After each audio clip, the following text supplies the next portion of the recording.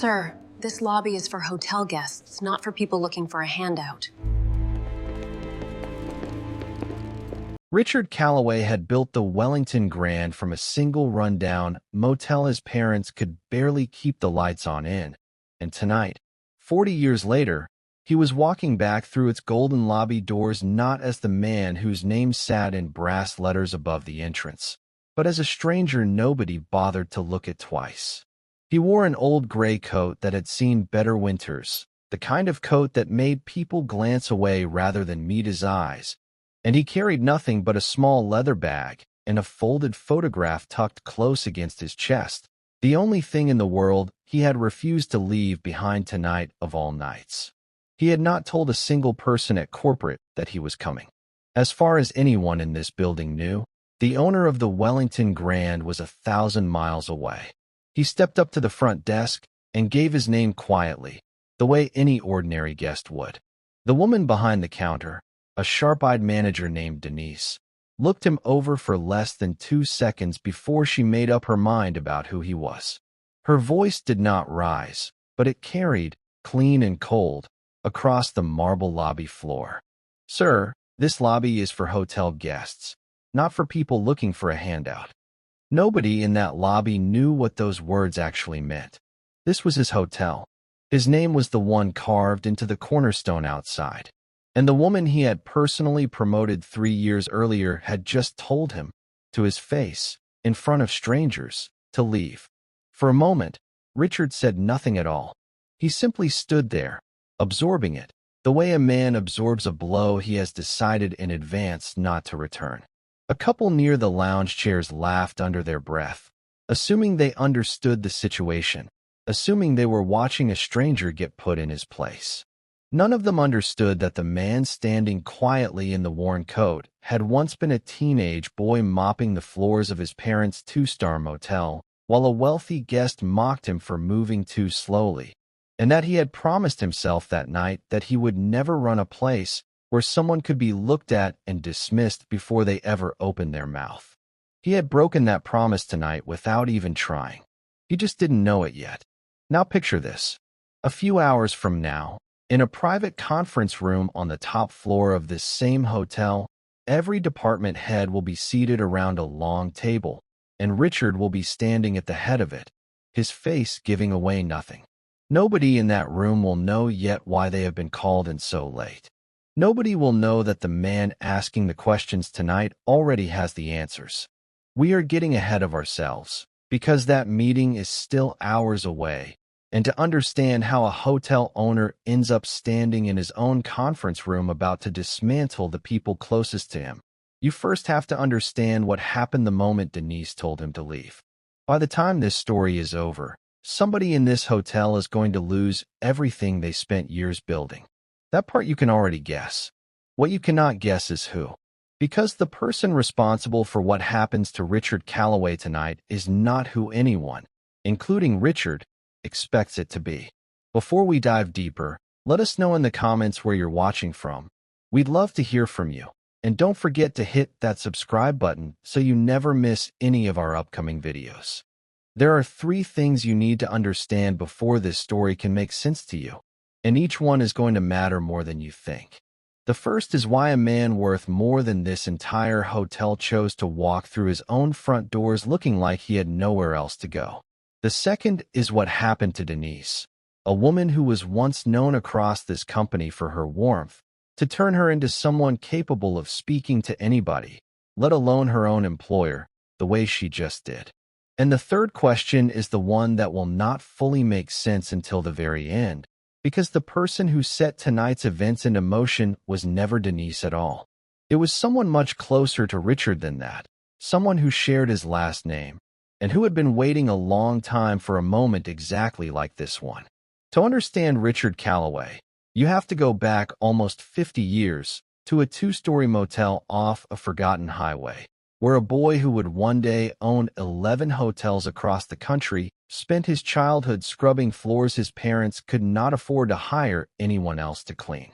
His mother ran the front desk by day and the laundry by night, and his father fixed every broken pipe and rattling air conditioner himself because there was never enough money to call anyone in. Richard remembered exactly one night, when he was 15, mopping the lobby long after closing, when a well-dressed guest stepped over his wet floor sign without a second glance and told him, loudly enough for his mother to hear, that people like his family were lucky anyone stayed there at all. His mother said nothing. She simply kept smiling at the front desk, because she could not afford the alternative. Richard never forgot the shame on her face that night, and he carried it with him into every boardroom he ever sat in for the rest of his life. That same winter, Richard watched his father do something he never spoke about afterward, something Richard only understood the weight of many years later. A family of 4 had checked in for one night, paid in crumpled bills counted out at the desk, and by morning the father quietly admitted to Richard's mother that they had nowhere else to go and could not afford a second night, hoping only for a few extra hours before they had to be back on the road. Richard's father, who tracked every dollar of that motel's slim margins in a notebook he kept under the register, told the family they could stay through checkout the next afternoon at no extra charge, and never wrote the missing night into his ledger at all. When Richard asked him about it years later, his father simply said that a ledger could tell you what a room cost, but it could never tell you what a family was worth, and that the day he let the first number make that decision for him would be the day he stopped deserving to call himself a good innkeeper. Years later, once Richard had bought out his parents' lease and built it into the first true Wellington property, an opportunity arrived that nearly changed everything about how the company would run for the rest of its existence. A group of outside investors offered him the capital to expand from one motel into a real chain, enough money to build 4 properties in 5 years instead of 1 every decade. Eleanor was wary of it from the start, not because she doubted Richard's ambition, but because she had watched enough businesses change hands to know that outside money almost always came with outside opinions about what mattered most. Richard took the investment anyway, certain he could hold onto the company's soul no matter whose name appeared on the cap table, and made Eleanor a quiet promise at their kitchen table that no investor, no board, and no spreadsheet would ever be allowed to decide how strangers were treated inside a Wellington lobby. It was a promise he believed completely the night he made it. It would take him decades to discover exactly how a promise like that quietly gets chipped away by people who never intend to break it on purpose.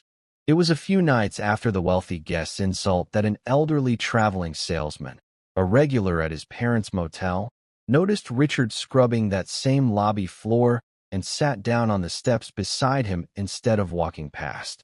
He asked Richard about school, about what he wanted to do with his life, and listened to the answers as though they actually mattered. Before he checked out the next morning, he left an extra $5 folded into a note that simply read, "Keep your chin up, son. You're going to do something with your life." Richard kept that note in a drawer for over 20 years. He used to tell new hires, long before anyone understood why it mattered so much to him personally, that the 5 minutes a guest spends ignoring you and the 5 minutes a guest spends actually seeing you will both stay with you for the rest of your life, and that the second one is always the better investment. It was a woman named Eleanor who eventually turned that shame into something he could build a company around. They met when Richard was 26, working 3 jobs and saving every spare dollar toward buying out the lease on his parents' old motel. Eleanor was the daughter of a schoolteacher and a postal worker, raised in a house where good manners toward strangers were treated as seriously as good grades, and she was not impressed by ambition for its own sake. She told him once, early in their marriage, that she could always tell a person's character by the way they treated someone who could not do anything for them in return, and that this, more than profit margins or property values, was the only metric she ever wanted her husband's name attached to. Eleanor was never simply the quiet conscience standing behind Richard's success, and anyone who actually knew the marriage would tell you she fought him plenty along the way. There was a year, early in the company's growth, when Richard wanted to fire a young front desk clerk over a costly billing mistake that had embarrassed the hotel in front of a corporate client. and Eleanor refused to let it go unchallenged. She sat across from him at their kitchen table and asked him whether the company they were building was going to be the kind that destroyed a 22-year-old's career over one honest mistake, or the kind that taught people how to recover from one. Richard kept the clerk on, reluctantly at first, and watched her become one of the most reliable managers in the company within 3 years. He never forgot how close he had come to getting that decision wrong, or how it had taken his wife's stubbornness, not his own instincts, to stop him. There was another moment, less often repeated but just as telling, from the early years of the company. A guest once left a long, furious letter accusing the hotel of favoring well-dressed travelers over everyone else, a complaint Richard initially wanted to dismiss as the frustration of one difficult customer having a bad week. Eleanor read the letter twice, then spent an entire afternoon quietly interviewing staff about how check-in priority actually worked in practice, and discovered the guest had been right in ways nobody had noticed until someone finally bothered to ask. She rewrote the front desk training herself that same month, insisting that the order guests were greeted and should never depend on how expensive their luggage looked. It was a small policy, easy to overlook, but it was the kind of correction that only happens in a company willing to treat one angry letter as useful information instead of an inconvenience to be managed away. There was one story about Eleanor that every longtime employee at the Wellington Grand had heard at least once, usually from someone who had been there the night it happened. Years earlier, during a winter storm that stranded dozens of travelers, a young mother had arrived at the front desk in tears with 2 small children, her car having broken down outside of town and every room in the hotel already fully booked. Rather than turning her away, Eleanor, who happened to be visiting that night, personally gave up her own suite for the family and spent the night on a cot in the back office, telling the staff the next morning that a hotel, which could not find room for a frightened mother on the worst night of her year, did not deserve to call itself a Wellington property at all. The story had been told so many times over the years that some employees assumed it was exaggerated, a kind of company legend polished smooth with retelling. Richard knew it was not. He had been the one to find her asleep on that cot the next morning. Patricia, the housekeeper Richard would speak with later that night without either of them knowing who the other truly was, had her own history with Eleanor that went back further than almost anyone else still working at the hotel. Decades earlier, as a young single mother turned away from 2 other jobs for having no childcare flexibility, Patricia had walked into the Wellington Grand half expecting another rejection, and instead found Eleanor herself behind the desk that afternoon, filling in during a staffing shortage. Eleanor hired her on the spot, arranged her schedule personally around her daughter's school hours for the first 2 years, and told her, in words Patricia still repeated to herself on hard days, that a company too inflexible to make room for a hard-working mother was not a company worth working for in the first place.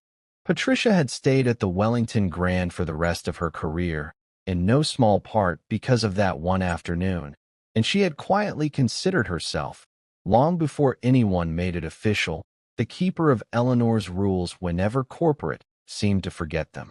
Eleanor passed away 6 years ago, in late autumn, after a long illness that Richard rarely spoke about publicly. In her final weeks, when she could no longer travel to the property she had shaped for decades, she asked Richard to promise her one thing, not about the business itself, but about the people inside it.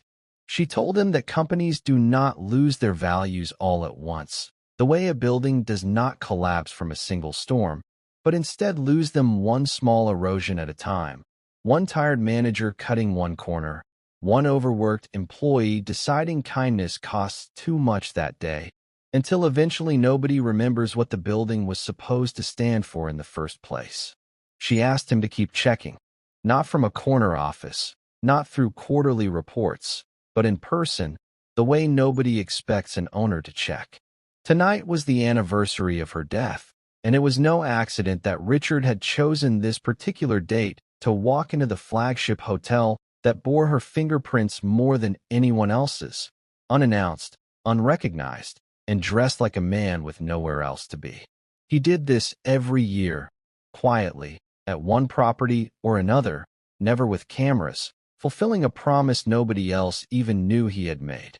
Denise had not always been the woman who turned a stranger away in a freezing lobby without a flicker of hesitation. 3 years earlier, when Richard personally promoted her to general manager, she had been the kind of employee who remembered the names of housekeeping staff's children and personally walked elderly guests to their rooms when the elevator was slow. Longtime staff still talked about the year she organized a holiday fund for a line cook whose apartment had flooded, quietly collecting donations without ever mentioning it to corporate. And about the night, she personally drove a frightened guest's feverish toddler to an urgent care clinic across town because the parents had no car and no one else available, staying with them in the waiting room until well past midnight on her own time. Something had changed in the last year, though, something the staff noticed but rarely discussed openly. The way people avoid naming a problem they are afraid is bigger than them. Denise had grown sharper, more anxious, quicker to snap over small mistakes, and far less patient with anyone who did not fit the polished image she had begun pushing the entire staff toward. Nobody knew exactly why. Not yet. What none of the staff knew, and what Richard himself would not discover until later that night, was that 8 months earlier, Denise had received a private memo from someone 2 levels above her in the corporate structure, someone with the authority to make her job very easy or extremely difficult depending on how well she performed. The memo did not arrive from Richard's office. It came from the finance division, from a man who had grown up watching his father build an empire around kindness to strangers, and who had spent most of his adult life wondering when his father would ever extend that same generosity toward his own son. His name was Trevor, and Trevor Calloway was about to become the most important person in this entire story, even though, for now, his name had not been mentioned even once inside that lobby. Trevor had not always wanted to run numbers for a living. As a boy, he used to beg his father to bring him along on hotel visits, fascinated by the lobbies and the uniforms and the sense that his father knew everybody by name in every building they walked into.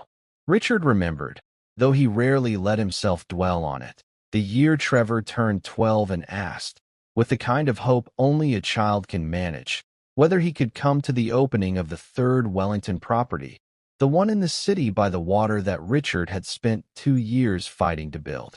Richard had said yes, then postponed, then said yes again, then ultimately missed an entire weekend of Trevor's life to handle a financing collapse that nearly sank the project.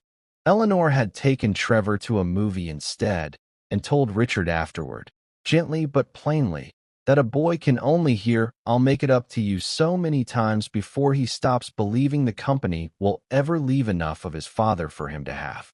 There was a specific afternoon, years later, that Trevor still thought about more often than he admitted to anyone.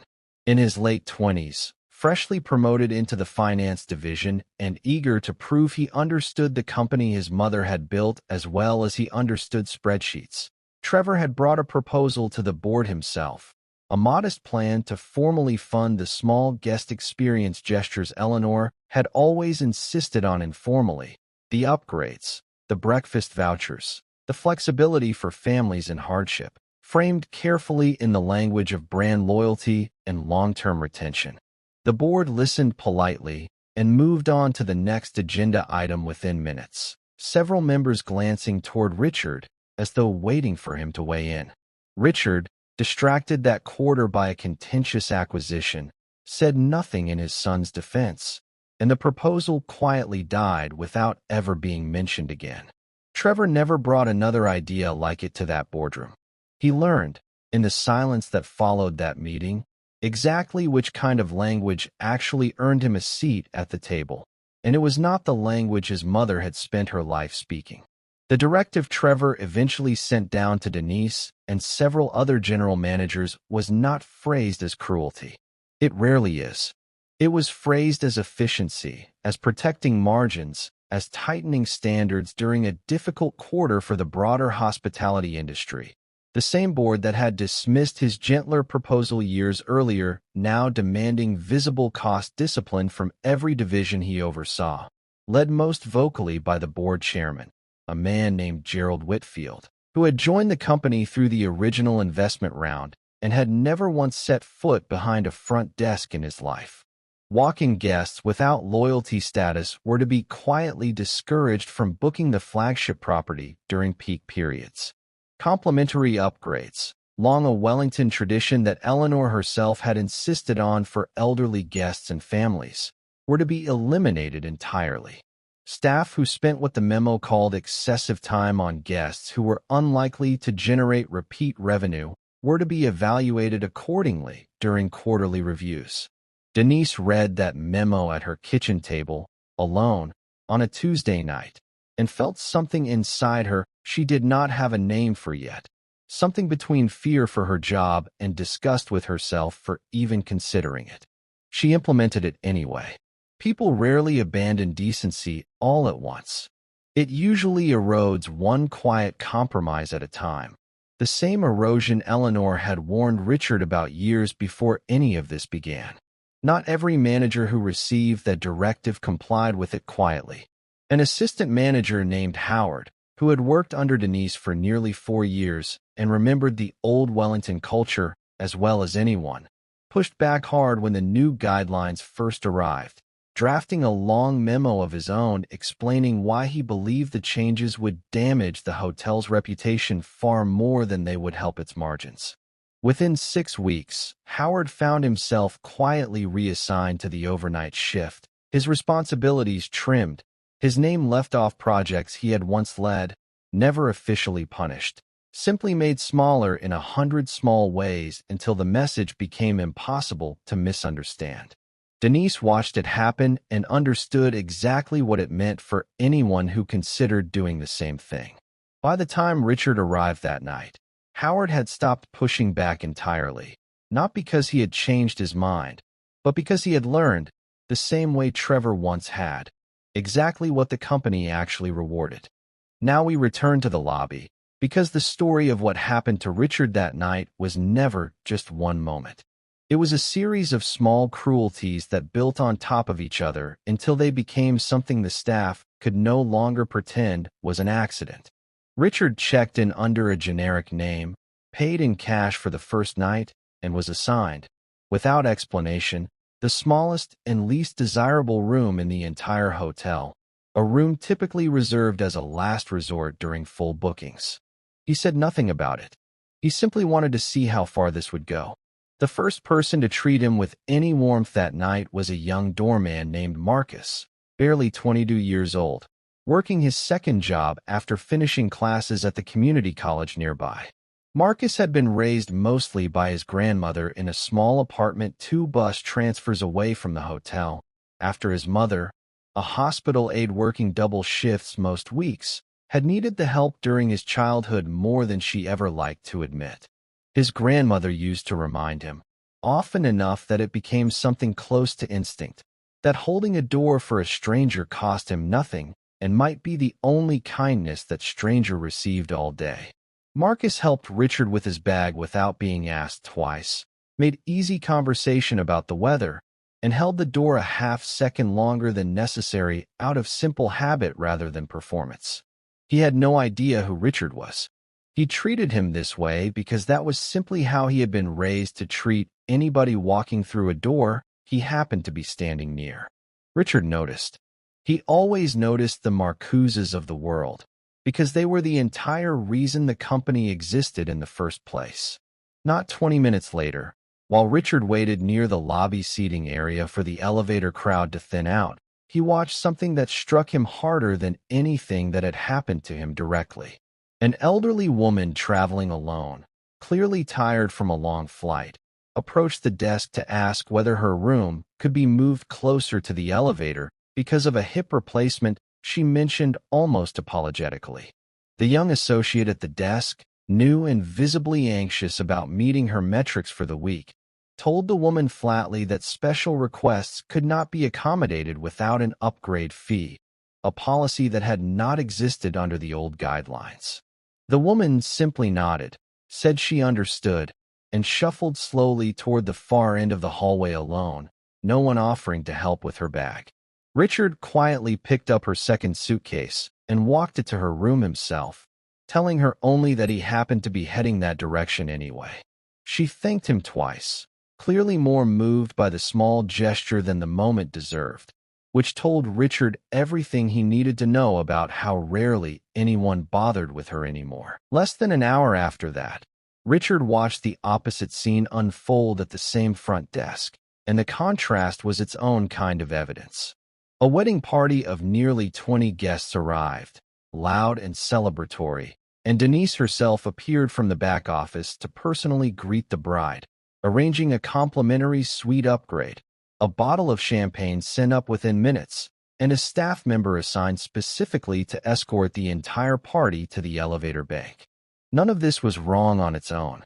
Hospitality has always made room for celebration.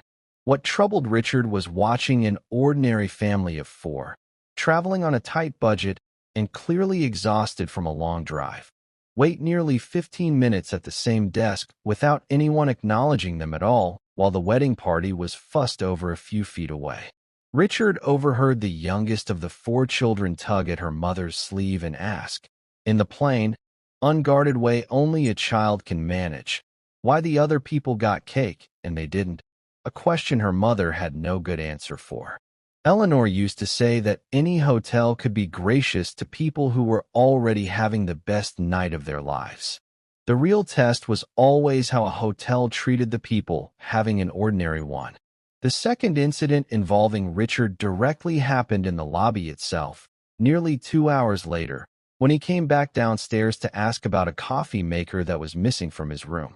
Denise was at the desk, and rather than simply correcting the oversight, she questioned, loudly enough for two other guests checking in nearby to hear clearly, whether he had even confirmed his reservation correctly, implying without quite saying it that perhaps the entire booking was some kind of mistake or, worse, some kind of attempt to take advantage of the hotel. The two guests glanced at him, then quickly away, the particular kind of away that people look when they have decided someone does not deserve their attention. Richard simply repeated his room number calmly, took the small replacement coffee maker she eventually handed him without apology, and walked back toward the elevator without raising his voice once. On his way back through the service corridor, Richard passed the kitchen and recognized, almost by instinct, the voice of a man he had not spoken to in over a year, an executive chef named Walter who had cooked at the Wellington Grand since before Trevor was born. Walter did not recognize him in the dim light of the corridor, and Richard, still unwilling to break character, simply asked him how the kitchen had been running lately. Walter, assuming he was speaking to a curious guest who had wandered too far from the dining room, mentioned without much thought that he used to personally prepare a quiet anniversary dinner every autumn for Mrs. Calloway, a small standing tradition Richard had arranged with him years before her passing and quietly continued every year since in her memory, only to be told this season, for the first time, that the request had been declined by management as an unnecessary use of kitchen resources during a cost-conscious quarter.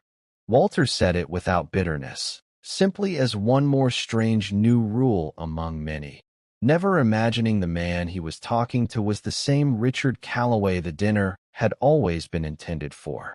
Later that evening, Richard decided to eat dinner in the hotel's restaurant rather than order room service, partly out of hunger and partly out of curiosity about whether the same coldness extended beyond the front desk. He was seated, after a noticeably long wait, at a small table near the kitchen entrance, the kind of table usually reserved for parties the staff did not expect to tip well. His server addressed him only twice during the entire meal, both times briskly, while Richard watched a young couple 2 tables over, clearly wearing expensive watches and louder voices, receive refills before they had even finished asking for them. None of this was dramatic on its own. That was exactly the point. Eleanor had always said that the real test of a hotel's character was never the obvious 5-star moments, but the 100 tiny, forgettable ones nobody important was supposedly watching. The third moment was the quietest, and in some ways the most painful one for Richard personally. He mentioned, almost in passing, to a young front desk associate, that the hotel used to have a long-standing policy of offering a complimentary breakfast voucher to any guest traveling alone on a major holiday or anniversary, a tradition Eleanor had personally insisted on years earlier after noticing how many solo travelers quietly skipped the dining room out of feeling out of place. The associate looked at him with genuine confusion and said she had never heard of any such policy in her 18 months working there. It had been quietly discontinued, along with several other small gestures, sometime in the last year, without any of the staff even realizing they were erasing something that had once meant a great deal to the woman who built it. While he waited near the desk a few minutes longer, Richard noticed something missing that took him a moment to place. A small brass plaque that had hung behind the front desk of every Wellington property for over 20 years, engraved with a single line Eleanor had chosen herself the year the company adopted its name, reading simply, "You are not a transaction here. You are a guest." He asked the same associate, as casually as he could manage, what had happened to it. She told him it had been taken down sometime last year during a lobby renovation and never put back up, and that she honestly wasn't sure where it had ended up, assuming it had probably been thrown out along with the old furniture. On his way past the front desk sometime after midnight, Richard noticed an old wooden box marked for guest comment cards, mostly forgotten in a corner near the concierge stand. And on a quiet impulse, he began flipping through the small stack of cards left inside it from recent weeks. Most of them were ordinary, a complaint about water pressure, a compliment about the view, the usual scattered noise of any busy hotel. But reading through them in sequence, Richard noticed something he doubted anyone on staff had ever bothered to notice, because nobody had ever been asked to read them that way. Card after card, spaced out over nearly a year, mentioned some version of the same thing: a front desk that felt rushed, a staff that seemed distracted, a stay that felt efficient rather than welcoming. Buried near the bottom of the stack was a single card, nearly 8 months old, that stood apart from the rest. A guest thanking the hotel specifically for a young doorman named Marcus who had carried her bags up 3 flights during an elevator outage and refused a tip twice before finally accepting it. Richard folded that card carefully and slid it into his coat pocket, next to Eleanor's photograph, before continuing down the hallway. Not long after that, walking past a service hallway near the back office, Richard overheard something he was never meant to hear. Denise was on her phone, her voice tight in a way that had nothing to do with annoying guests and everything to do with something far more personal. She was saying that if she did not hit her numbers by the end of the week, someone above her was going to make sure she lost everything she had worked for, and that this person, whoever it was, knew exactly how to make that happen quietly, without ever putting his own name anywhere near the decision. Richard stood in that hallway for a long moment after she hung up, the photograph of Eleanor still folded against his chest, and felt, for the first time that night, less anger toward Denise than a sharp, uncomfortable curiosity about who exactly she was so afraid of. Richard spent the next several hours doing something none of the staff would have expected from a guest they had spent the evening dismissing. He did not complain to anyone. He did not demand to see a manager above Denise. He simply began quietly asking questions, the way a man does when he already owns every answer but needs to understand how the people around him arrived at theirs. He spoke briefly with the assistant manager, Howard, during a quiet stretch near the overnight desk, and noticed a guardedness in him that did not quite match the rest of his careful, professional manner, the kind of caution Richard recognized from years of watching people protect themselves after being burned once already. Howard answered every question politely and gave away nothing. But something in the way he avoided certain topics told Richard there was more underneath the surface than a tired employee finishing a long shift. He also struck up a conversation with a retired schoolteacher who had been staying at the Wellington Grand twice a year for visits to her grandchildren for nearly 15 years, long enough to remember exactly how things used to feel. She told him, unprompted, that she used to look forward to checking in here the way some people look forward to visiting an old friend, recalling small kindnesses from years past, a birthday acknowledged at the front desk, a late checkout granted without a second thought, a staff member who once remembered her late husband's name a full year after she had mentioned it only once in passing.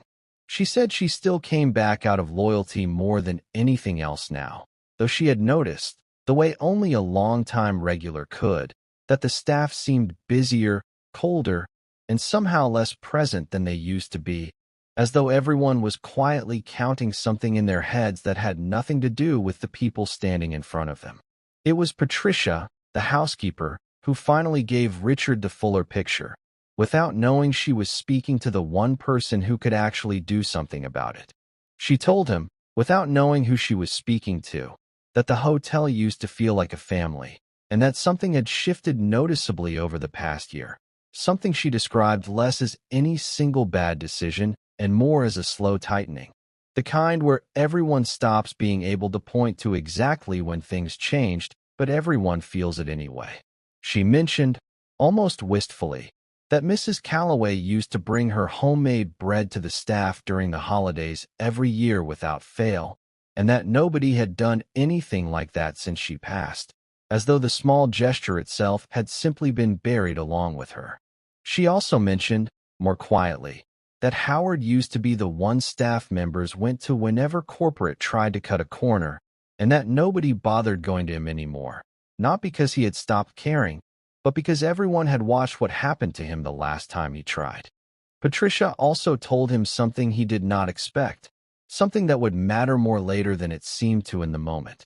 She said that around the time the new cutbacks began, Denise had started staying later than anyone else most nights, often crying quietly in the back office when she thought no one could hear, and that more than one staff member had begun to wonder whether someone above her was putting unusual pressure on her specifically, given how dramatically her behavior had changed in such a short window of time. Patricia did not know who that someone was. She simply knew that the Denise she had worked beside for 3 years did not disappear overnight without a reason, and that good people rarely become unkind without something pushing them there first. The next morning brought the incident that nearly cost Marcus his job, and the one that finally convinced Richard he was no longer simply observing a single bad manager having a difficult season. A guest on the 3rd floor reported a missing watch, and rather than reviewing the obvious security footage first, Denise immediately suspected Marcus, partly because he had been the last staff member seen near that hallway, and partly, Richard suspected, because Marcus was young, easily replaced, and unlikely to push back. Richard watched from across the lobby as Marcus was quietly pulled into the back office, his face confused and increasingly frightened, clearly having no idea what he had supposedly done. Marcus kept repeating, his voice cracking slightly, that he needed this job to help his mother with rent, and that he had never once taken anything that did not belong to him in his entire life. Richard made a decision in that moment, still without revealing who he was, to begin looking at the hotel's internal records himself, using a corporate credential that very few people knew he still carried. What he found in the back office system that afternoon, after Marcus had been suspended pending investigation, changed the entire shape of this story. Buried in a chain of internal memos was the original directive Denise had been operating under for the better part of a year, the one demanding reduced hospitality spending, discouraged walk-in bookings, and aggressive cost-cutting targets that conveniently aligned with a much larger financial restructuring happening across the entire Calloway portfolio. The memo had been sent from an internal address Richard recognized instantly, because it belonged to his own son. Trevor had not simply approved budget cuts from a distance. He had personally designed the framework that turned hotels his mother had shaped with warmth into properties measured purely by quarterly margins, and he had done it knowing, perhaps even hoping that his father would eventually notice exactly what had been built in his absence. Richard kept reading long after he found Trevor's name, and what he found next was almost more unsettling than the memo itself. A separate set of internal reports showed exactly how much money the cost-cutting measures had actually saved the flagship property over the past year, a modest number that looked respectable on a quarterly slide but shrank considerably once measured against the cost of what it had quietly broken. Staff turnover at the Wellington Grand had nearly doubled. Guest complaints related to service, virtually non-existent under the old policies, had climbed steadily for 11 straight months. A repeat booking metric that Eleanor herself had insisted on tracking decades earlier, the simplest measure of whether guests actually wanted to come back, had slipped further in 1 year than in the previous 8 combined. The savings were real. They were also, by any honest accounting, smaller than the damage required to produce them. The exact trade Eleanor had warned Richard about decades earlier without ever needing a spreadsheet to prove her point. The deeper Richard read, the more complicated the picture became. Trevor had not acted entirely alone.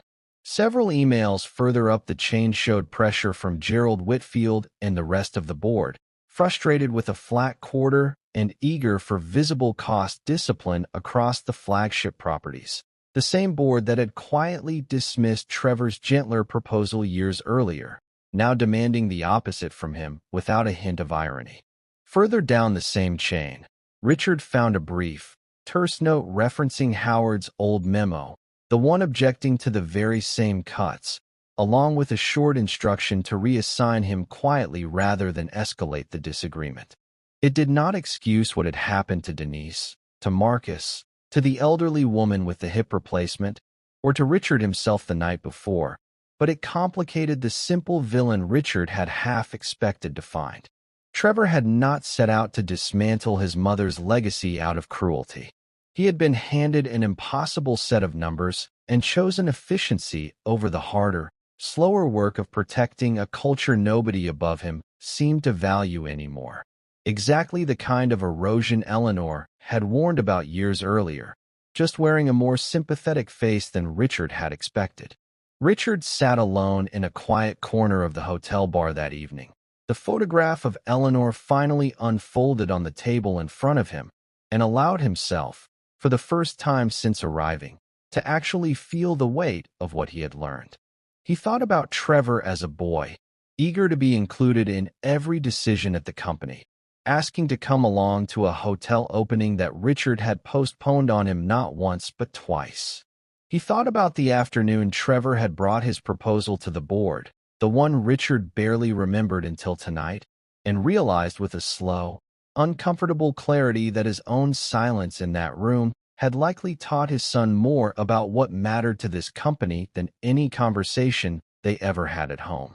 He thought about all the nights he told himself there would be time later to teach his son the values that mattered most, time that kept disappearing into one expansion project after another, until somehow Trevor had grown into a man Richard barely recognized when he wasn't looking.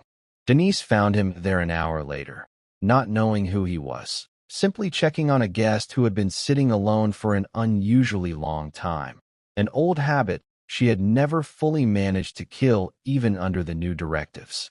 Richard asked her, gently, as one tired guest to another, why a hotel that used to feel so warm now felt like it was being run by people afraid of their own kindness.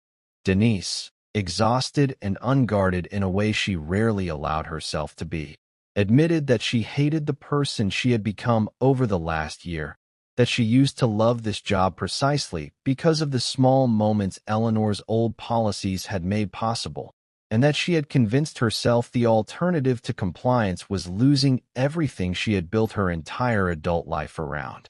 She mentioned, almost as an aside, that she had a teenage daughter at home counting on the health insurance that came with this position, and that she had watched what happened to Howard closely enough to understand exactly what waited for anyone who pushed back the way he had. She did not yet know she was confessing this to the one man who could either end her career completely or give her the chance to remember who she used to be.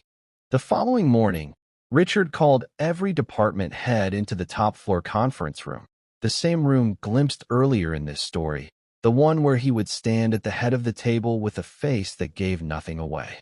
Denise walked in assuming she was about to be publicly humiliated and fired in front of her colleagues. The natural conclusion after a guest she had mistreated turned out to hold more authority than she could have imagined. Richard let the silence sit for a long moment before removing his coat and setting it over the back of his chair, revealing the same face that hung in framed photographs throughout every Wellington property in the country. Several staff members audibly gasped. Denise went pale, her hands gripping the edge of the table as the full weight of the previous night settled over her all at once. Patricia, seated near the back of the room, simply closed her eyes for a moment, as though something she had quietly hoped for without admitting it had finally arrived. Richard did not raise his voice, and he did not deliver the speech everyone in that room was bracing for. Instead, he asked one simple question. He wanted to know whose directive had eliminated the solo traveler breakfast program, whose memo had instructed staff to discourage walk-in bookings, and whose name was attached to the quarterly targets that had quietly reshaped this hotel's culture over the past year. The room stayed silent for a long, uncomfortable stretch, nobody wanting to be the one to answer. It was Howard, of all people, who finally spoke first, explaining quietly that he had objected to the same directive nearly a year earlier and had been quietly sidelined for it ever since, his voice steady but his hands visibly shaking. Denise, hearing him finally say it out loud, found her own courage a moment later and confirmed the rest, her voice shaking as she said the name out loud in front of the entire room. Trevor, Richard's own son.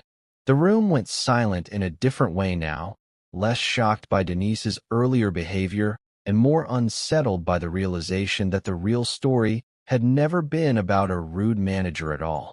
Richard turned to Marcus next, who had been quietly invited into the room without being told why, and personally apologized, in front of everyone, for the suspicion he had been put through over a watch that, as the corrected security footage later confirmed within the hour, had simply slipped behind a nightstand during routine cleaning. Marcus, stunned and clearly unsure how to respond to an apology from the owner of the company himself, simply said thank you, twice, the same easy decency Richard had noticed in him from the very first minute they met at the front door. Before Richard moved on, the young front desk associate who had spoken to him about the missing breakfast program raised her hand quietly and admitted, her voice unsteady, that she had simply followed whatever training she was given when she started 18 months ago, never once questioning where the old policies had gone or why, because nobody above her had ever explained that there used to be a different way of doing things at all. She said she wasn't trying to excuse herself, only that it had never occurred to her there was anything to push back against, since the only Wellington she had ever known was the one already shaped by the cuts. Richard told her, gently, that she had nothing to apologize for, that the people who design a system are always more responsible for it than the newest person hired to follow it, and that this, more than anything else, was exactly why he had come back tonight. Richard told the room, plainly, that he had built this entire company on the belief that people like Marcus were not replaceable inconveniences, but the actual foundation everything else stood on, and that somewhere over the past year, somebody had quietly forgotten that, starting at the very top, and that he intended to make sure Howard's courage from a year earlier was finally treated as the asset it had always been instead of a liability to be managed. Richard met privately with Trevor later that same day, in an office on the top floor that had once belonged to Eleanor before it became storage space nobody used anymore. The conversation that followed was not the confrontation either man had rehearsed in his head over the years. Trevor admitted, with a rawness Richard had not heard from his son since childhood, that he had spent years watching his father pour endless patience and warmth into strangers, into employees, into entire communities built around hotels, while Trevor himself had to schedule appointments just to get 15 minutes of his father's undivided attention. He brought up, almost involuntarily, the afternoon he had presented his own proposal to the board, the gentler one, the one built from everything his mother had taught him, and how the silence that followed from his own father had taught him more clearly than any lecture ever could exactly which language actually earned attention in this family. He said he had not set out to destroy what his mother built. He had simply wanted, just once, to see whether his father would notice him the way he noticed everyone else, even if it meant proving a point through numbers on a balance sheet, instead of through the kindness his mother always insisted mattered more. Richard did not defend himself, and he did not immediately forgive his son either. He admitted, out loud, that he barely remembered that boardroom meeting at all, and that the fact he could not remember it, while Trevor had clearly carried it for years, told him everything about how unevenly they had each weighed that single afternoon. He told Trevor, quietly, that Eleanor's entire philosophy had never been about being soft. It had been about recognizing that everyone, the stranger in the lobby, the doorman holding a door, the manager terrified of losing her job, and yes, even a son desperate for his father's attention, deserved to be seen as a full person rather than a problem to be managed. Trevor, quiet for a long moment, finally said that the first thing he wanted to do, before anything else, was call Howard himself and apologize directly, not through a memo or an assistant, but in person, the way his mother would have insisted on. Richard told Trevor that the real failure was not the memo or the budget cuts, but the years of silence that came before them, silence Richard himself was equally responsible for, and that he intended to start showing up differently, not just at hotels, but at home. It was not a complete reconciliation. Both men understood that some wounds take longer to heal than a single conversation allows. But it was, for the first time in years, an honest one. The following week, Richard called a meeting of the full board, including Gerald Whitfield. The first time in over a decade, he had personally chaired one of these sessions rather than leaving the routine oversight to Trevor and the finance team. He laid out, plainly and without theatrics, exactly what the past year's cost-cutting measures had actually produced: the modest savings on one side of the ledger and the rising turnover, declining repeat bookings, and quietly vanished traditions on the other, the same kind of accounting his own father had once refused to apply to a struggling family decades earlier. Gerald argued, as Richard expected he would, that a single difficult quarter did not justify reversing a strategy the board had specifically requested, and that sentiment was an expensive habit for a company competing against chains with far less patience for it. Richard listened to the entire argument without interrupting, then reminded the room, calmly, that he still held the controlling share of voting stock in this company, a fact some newer board members had apparently forgotten amid the past year's enthusiasm for spreadsheets, and that he intended to use it. What Richard proposed that afternoon was not simply a reversal of Trevor's directive, but something more permanent.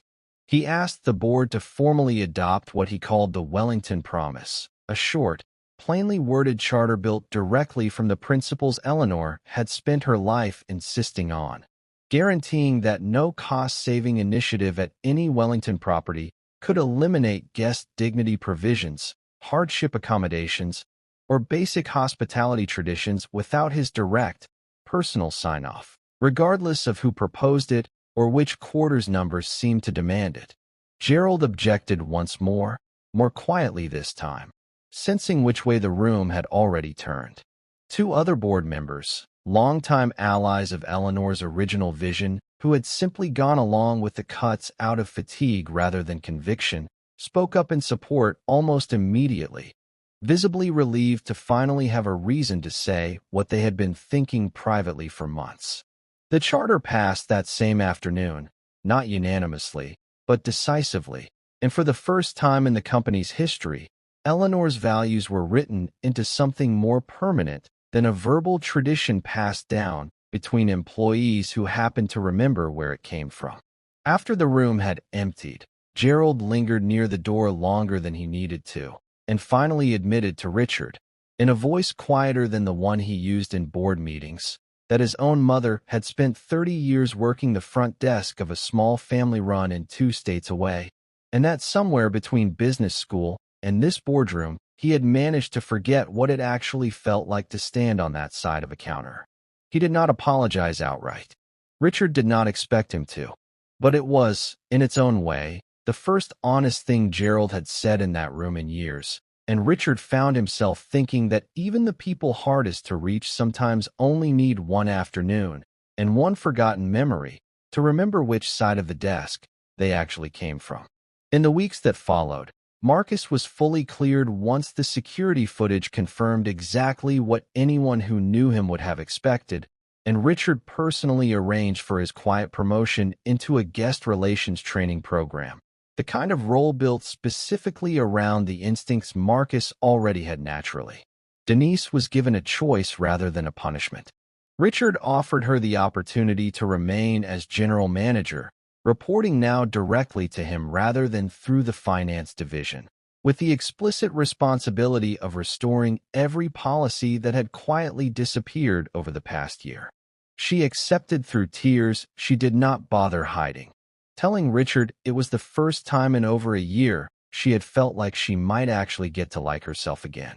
Howard was quietly restored to his old responsibilities within the week, along with a formal note in his file, written personally by Richard, thanking him for a courage that had cost him far more than it should have, and a separate, more personal phone call from Trevor that lasted nearly 40 minutes, most of it Trevor simply listening. Patricia, when Richard later asked her informally to help train new hires on what she called the old way of doing things, simply smiled and said she had been waiting years for someone to finally ask. That same week, going through a box of Eleanor's old papers he had never quite found the courage to open since her passing, Richard found a worn spiral notebook tucked beneath a stack of recipe cards, filled with her handwriting from nearly 30 years earlier. Inside were a dozen simple house rules she had written for herself the year they opened the very first Wellington property, rules she had never typed up or distributed, simply lived by quietly until everyone around her absorbed them without realizing where they came from. Every guest gets seen before they get served. No child leaves this lobby thinking they don't belong here. A tired traveler is not an inconvenience. They are the entire reason we exist. Richard sat on the floor of his study for a long time reading that notebook from front to back, realizing that the charter he had just asked an entire boardroom to formally adopt was, almost word for word, a typed and lawyered version of something his wife had already written by hand decades before any of them were paying close enough attention to notice. 2 months later, on a quiet Tuesday afternoon, a solo traveler checked into the Wellington Grand on what happened to be her late husband's birthday, and was quietly handed a breakfast voucher she had not asked for and did not expect, along with a small handwritten note welcoming her and letting her know the staff hoped her stay brought her some comfort. She left a review later that week describing it as the kindest thing a hotel had ever done for her, with no idea that the gesture traced back through Patricia, through Denise, through Richard, all the way to a woman who had died 6 years earlier and never stopped shaping the place she left behind. The elderly woman with the hip replacement, the same one Richard had quietly helped to her room on the very night this story began, returned to the Wellington Grand that same autumn for a family gathering, and was startled to find a staff member waiting near the entrance specifically to assist any guest who mentioned mobility needs at booking, a small new accommodation added to every Wellington property as part of the restored charter.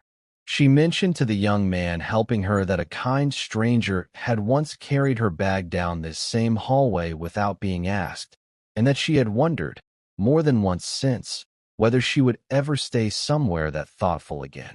She had no way of knowing the stranger she remembered was the reason the accommodation now existed in writing, or that her small, almost forgettable thank you that night had been one of several quiet proofs Richard carried with him into every conversation that followed. Around that same time, An older veteran traveling for a reunion of his old unit mentioned, almost in passing, that hotels rarely had anywhere quiet for someone who simply needed a few minutes alone before facing a crowd of old friends he hadn't seen in decades. Marcus, remembering a conversation he'd once had with Richard without ever fully understanding why it stuck with him, quietly arranged for the man to have access to a small private sitting area near the lobby for the length of his stay. No charge, no fuss, simply offered as though it were the most natural thing in the world. The veteran mentioned it to 3 different people at his reunion that weekend, none of whom had any reason to know it was the first gesture of its kind the hotel had offered in over a year. Later that same season, a young family arrived late one night with a feverish child, exhausted from a canceled flight and a 6-hour drive that followed it. And Denise herself, remembering a night years earlier that she had nearly forgotten she was capable of, personally walked them to a quiet room near the elevator, arranged a late checkout without being asked, and left a card the next morning simply wishing the child a fast recovery. That night, after her shift ended, Denise finally told her teenage daughter the full story over a late dinner at their kitchen table, the same kind of table where she had read Trevor's original memo 8 months earlier and made the choice she had spent every day since regretting. Her daughter listened quietly, then asked her, with the blunt honesty only a 16-year-old can manage, why she hadn't just told someone the truth from the beginning instead of being afraid. Denise didn't have a clean answer for her, only that fear has a way of feeling reasonable in the moment and foolish only once it's already cost you something. Her daughter reached across the table and took her hand, telling her she was proud of her anyway, for fixing it once she finally could, and Denise found herself crying for the second time that month, this time for an entirely different reason. Howard, for his part, began quietly mentoring 2 newly hired assistant managers that same season, the same way nobody had bothered mentoring him when he needed it most, making sure they understood that the Wellington Promise was not corporate language to be memorized for a review, but the actual reason the company had survived long enough to write it down in the first place. Marcus's mother visited the hotel for the first time that spring, taking a rare day off from her hospital shifts to see, with her own eyes, the small brass plaque near the guest relations office bearing her son's name and his new title. She stood in front of it for a long moment without saying anything, and when Marcus finally asked if she was all right, she simply told him that his grandmother, who had passed 2 winters earlier, would have been the proudest person in the building, and that everything she had ever taught him about holding doors for strangers had apparently been worth more than either of them had ever imagined. Almost a year to the day after that first wedding party arrived to such fanfare, while an ordinary family waited unnoticed at the same desk, that same family returned to the Wellington Grand for their daughter's birthday, having booked the trip as a small treat after a difficult year. This time, a staff member trained personally under Patricia's renewed guidance noticed the little girl's name on the reservation, quietly arranged a small cupcake with a candle to be waiting in their room, and made sure the family was greeted by name the moment they walked through the door. The mother, who had no memory of ever being overlooked at this same desk the year before, simply told the staff it was the nicest welcome her family had ever received anywhere, never knowing that her own daughter's quiet question about cake, asked and forgotten by everyone except the stranger in the worn coat standing nearby that night, was the very reason the gesture existed at all. Patricia eventually found Eleanor's old brass plaque herself, exactly where she suspected it might be, in a storage closet behind housekeeping, wrapped in a moving blanket and forgotten beneath several boxes of discontinued stationery. She brought it to Richard without a word, and he had it rehung personally behind the front desk the following week, in the exact spot it had occupied for over 20 years. The single line Eleanor had chosen, now catching the morning light again for the first time in over a year. "You are not a transaction here. You are a guest." Several longtime staff members noticed it within the hour and said nothing, simply standing a little straighter at their stations, the way people do when something they had quietly missed without naming it finally returns to where it belongs. True to his word, Trevor joined his father on the next property visit, a modest Wellington location 2 states over that neither of them had toured together in years.